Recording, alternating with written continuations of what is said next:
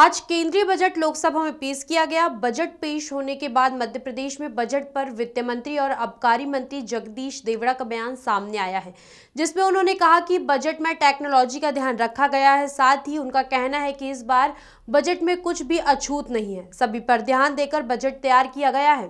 भारत सरकार का यह बजट 2022 का बजट प्रस्तुत आज किया है। मैं बधाई देना चाहता हूं भारत सरकार की वित्त मंत्री निर्मला सीतारमण जी को। यह बजट जनता की भावनाओं का सम्मान करते हुए यह बजट आया है। रोजगार, विकास और जनहित में यह बजट प्रस्तुत किया गया है। अधोसंरचना का पूरा ध्यान रखा गया है। टेक्नोलॉजी के मामले में भी ध्यान रखा है। मुझे लगता है कि कोई विषय अछूते नहीं रहे हैं। इस पूरे बजट में सभी वर्गों का, सभी के हितों का ध्यान रखा है।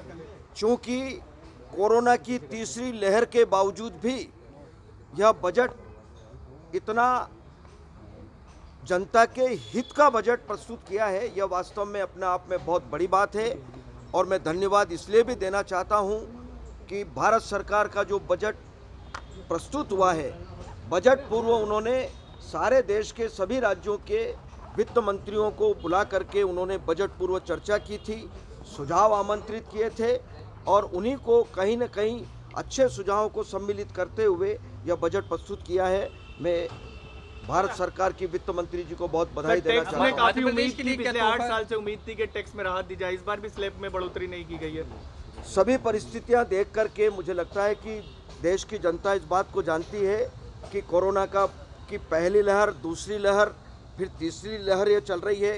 इन सब बातों को ध्यान में रखते हुए जो कुछ उन्होंने किया है वो देश के हित में किया है। मध्य प्रदेश के लिए क्या तोहफा है?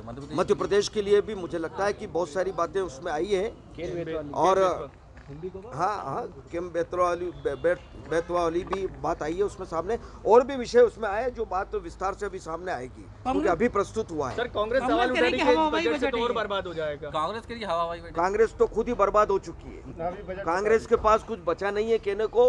वो जब उठते हैं तब एक ही बात करते हैं कि इसका क्या हुआ, उसका क्या हुआ, जबकि मुझे लगता है कि कांग्रेस के पास कुछ नहीं है कहने को। ग्रामीण भारत टीवी को सब्सक्राइब कीजिए और बेल आइकॉन दबाना ना भूलें।